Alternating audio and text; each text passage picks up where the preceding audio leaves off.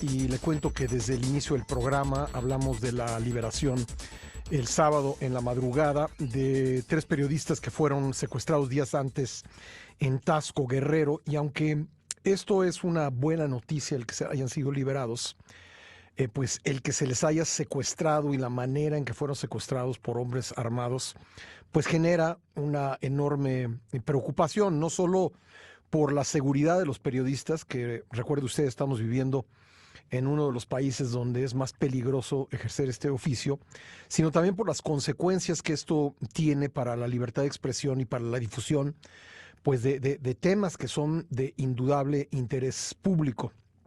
Vamos a platicar al respecto con Leopoldo Maldonado, director regional de Artículo 19 para México y Centroamérica. Leopoldo, un gusto tenerte de vuelta en el programa, aunque el tema pues sea preocupante. Hola Pascal, muchas gracias como siempre por el espacio. Bueno, pues decía yo, fueron liberados, pero pues también hay que subrayar que fueron secuestrados, algo que no debiera ocurrir y que por desgracia este tipo de presiones se está convirtiendo en una cosa común en nuestro país. Sí, desafortunadamente Pascal es algo común en uno de los estados más violentos para el ejercicio periodístico, como es el estado de Guerrero, con 425 agresiones del 2009 a la fecha, 17 de ellas asesinatos, colocándolo como la segunda entidad más letal para la prensa, después de Veracruz, que tiene, más de 30 asesinatos de periodistas. También tenemos registrados 3 periodistas desaparecidos anteriormente. Y recordarás, Pascal, que hace... En Guerrero, sí. En el registro, en el récord de 2000 a la fecha, son 3. Y recordarás que uno de ellos, el último fue Alan García, que desapareció, lo privaron de la libertad y permanece en calidad de desaparecido desde el 24 de diciembre del año pasado, cuando hicieron un secuestro masivo ahí en Tierra Caliente. Claro, sí. Y él, de Imagen Calentana, de hecho el medio, pues no fue liberado. Esto de los secuestros masivos y de las amenazas masivas, pues lo hacen, ya sé que voy a decir una obviedad, lo hacen porque pueden, y pueden porque nadie les hace nada a estos grupos, ¿no? Y porque incluso hay colusión con las autoridades. Entonces, evidentemente esto da cuenta de una descomposición total del tema de la seguridad y sobre todo de la protección a periodistas. Escribo sobre el tema, Leopoldo, en la columna que se publica en Excelsior de lunes a viernes y me horrorizó lo que encontré consultando con una fuente muy bien enterada de lo que pasa en Taxco, porque pues ya se volvió una práctica reprimir cualquier intento de crítica o de difusión de información negativa para el grupo criminal que domina ese y otros municipios del estado. Y en el caso concreto de estos periodistas me decían que una de las últimas cosas que difundieron y que pudieron haber llevado a esta represalia, pues es que un amigo del alcalde pues se compró un terreno y luego con cargo al ayuntamiento se hizo construir una calle, ¿no? Y eso pues fue una de las últimas cosas que publicaron antes del secuestro. Así es, Pascal, y es ahí donde vemos cómo las fronteras entre el crimen y política son nebulosas, ¿no? Están difusas. Y es justo eso lo que da cuenta de lo que está pasando, sobre todo en los crímenes más graves contra la prensa.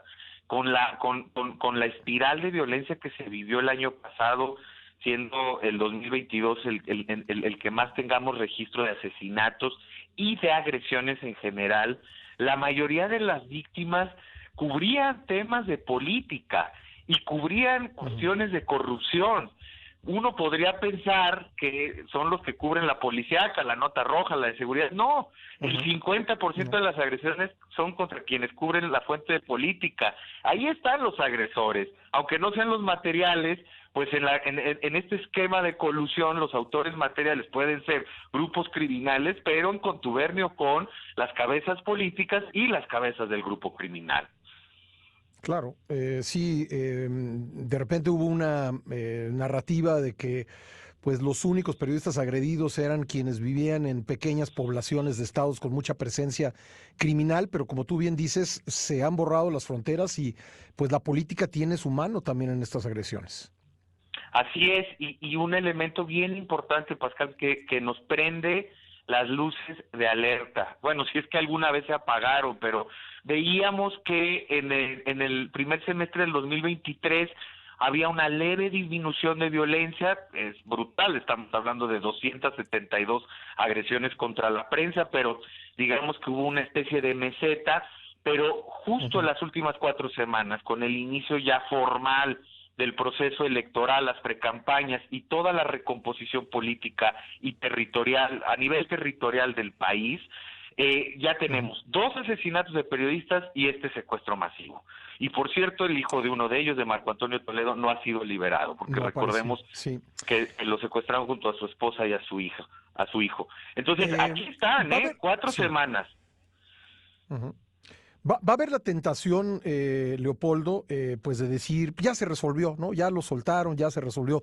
Yo creo que no se ha resuelto nada. Yo creo que se cometió un acto que va a tener pues consecuencias no solo para quienes sufrieron este secuestro, sino también para la libertad de expresión en ese municipio, en esa parte de Guerrero.